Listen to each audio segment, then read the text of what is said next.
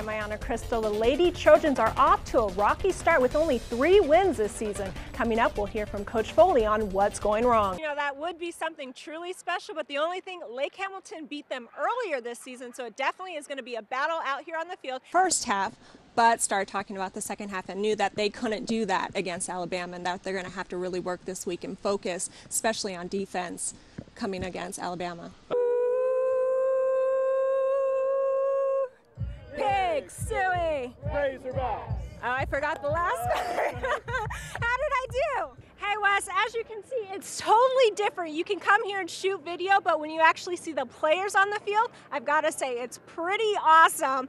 And UCA is pretty excited to kick off the season at home with the new purple and gray turf. And here, I say under. We don't know which Arkansas team we're going to get and how many quarters they're going to play, so I think they're not going to get 49 points. Definitely not. Everybody knows about the bowl implications with this game. Now, last year LSU took the boot home. Is it important for the team to bring back the boot to Arkansas? Well, game day for the Razorbacks is just 2 days away, 48 hours. Craig, the Razorbacks finished up their last full practice of the week this afternoon. We're here at Dickey-Stephens Park for the home opener for the Travs game, and look who I ran into, Mr. DJ Williams himself. How are you doing? Nice to be here. Thank you for having me. The Razorbacks may have the day off, but Hog Zone Super Saturday goes every week during the season. Thanks for joining us. I'm Aiyana Cristal. Coming up, we'll talk to some former Razorbacks about this bye week. It's our showcase game of the week, Cabot against Pulaski Academy, and it's sure to be a big game because last year Cabot took down Pulaski Academy by 1 point to give them their only loss. ASU was on the road looking for yet another win, taking on Middle Tennessee State. Let's see what happened. We pick it up in the first quarter, 3 plays into the game on the opening drive for ASU. Ryan Applin to Dwayne Frampton for the touchdown, puts up 6 points on the board. Applin had 294 yards passing and 3 touchdowns, and Frampton had 141 yards receiving on 10 catches. The ASU defense helped set up the next Arkansas State touchdown when right here, linebacker Demario Davis recovers a fumble caused by the Blue Raiders' Holmes at the 19-yard line, giving the Red Wolves all the momentum early on in the game. Then 2 plays later, Applin's going to find tight end Anthony Kinsey alone across the middle for a 21-yard strikes to the end zone. Big game for the Red Wolves. Let's check out the final.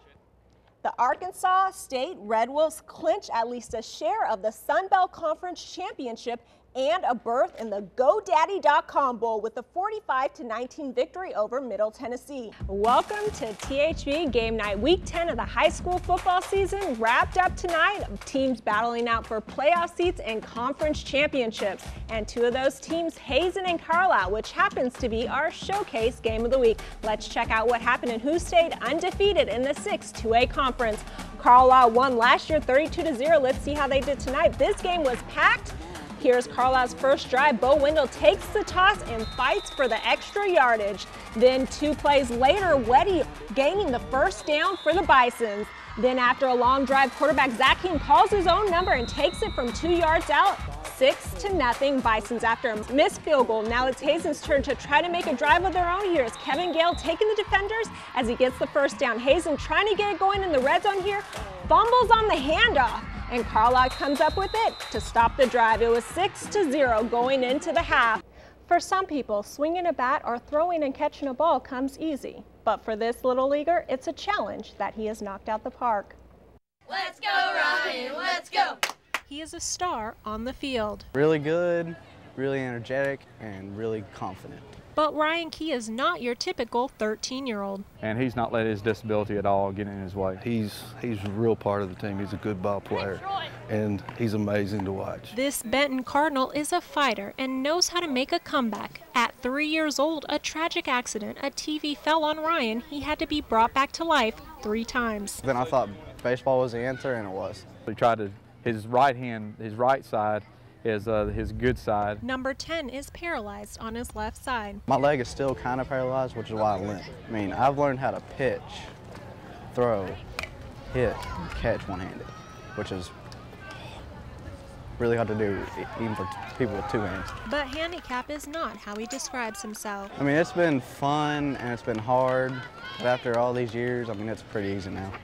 it is giving him another outlet to form relationships with people, a social outlet, and again, just an encouragement to be treated the same. When Ryan is on the field, you can see his passion for the game. It's just desire and want to. It's amazing to see him on the mound and to throw it and then put that glove up and catch it. So, Benny, how do you feel playing with me? It's fun, but it's kind of cool to watch you learn, throw the ball, pitch. They encourage me so much. They tell me I should never give up and just do my best. And they told me that I should never think of what other people think. Go on!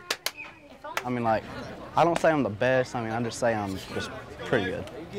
People see him and say, wow, look what he's doing. And here I am feeling sorry for myself. And he's having the time of his life. It's just, he's got that spirit that he's going to do it and do what it takes to overcome or to excel. And it's just neat. He's got a fantastic arm, and he knows it. And that's what's funny about it. Now Ryan says he looks up to former handicapped left-handed pitcher Jim Abbott, and because of him, when he grows up, he wants to be a professional baseball player. We'll be right back. Welcome back to Sports Extra. I'm Aiyana Cristal.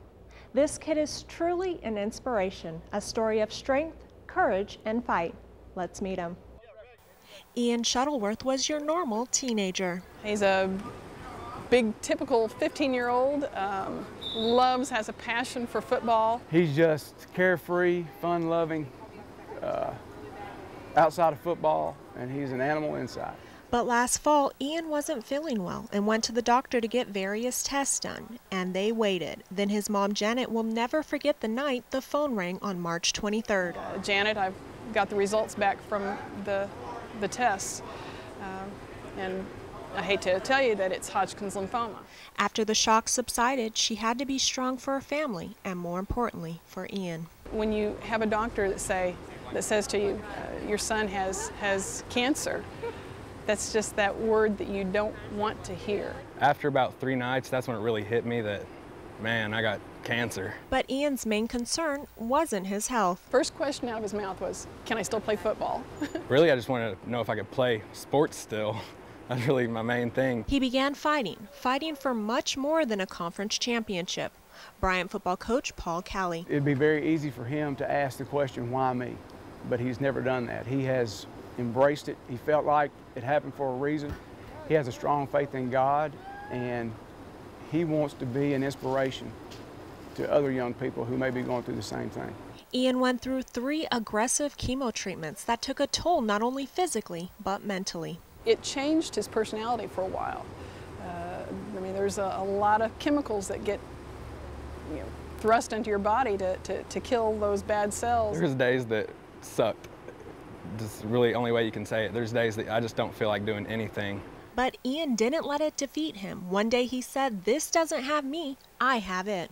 I don't want to be defined as that kid with the cancer. Then, just last week, we have had a miracle go on here. The last PET scan showed no evidence of cancer. Best news I could have, really. Now that the cancer is gone, Ian wants life to get back to normal. I can't wait to get back on the field. It's been my goal the whole time, just be back on the field and be a starter again. So once I'm out there, then I'll know that I'm back to normal. This has been a test everyone has learned from. It taught me how strong a young person can be and how faith in God can bring you through. For Ian, he relied on his family, teammates, and community. They're why I got through it, because without them, I don't know what I'd do. It's probably been one of the hardest things I've had.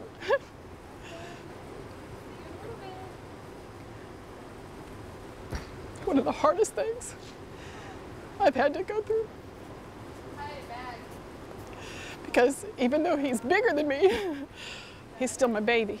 And I never, ever wanted him to go through that. He fought the fight and won, and now knows there is nothing he can't overcome. Because I know that there'll be times on the field where I want to give up, but I know that I've been through enough where I won't give up.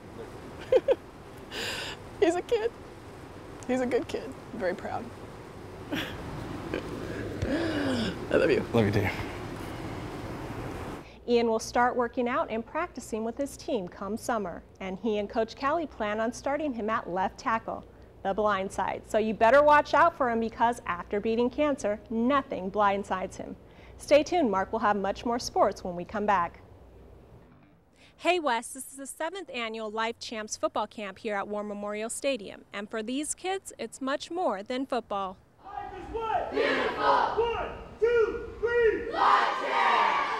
Have a heart of a champion, never say I can't do it, and always don't talk bad. It helps build character as well as perseverance and every other thing, because boy oh boy it is hot here. We teach them the game of football, the techniques on running, catching the ball, throwing the ball, all those type things.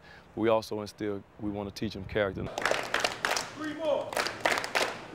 I had a lot of fun because everybody has smiles on their face. The best part is about learning about football and other things that can help you succeed in life. Will Overton traveled all the way from Fayetteville to attend this football camp, but it's about much more than just perfecting his skills on the field. I've had to get through my dad.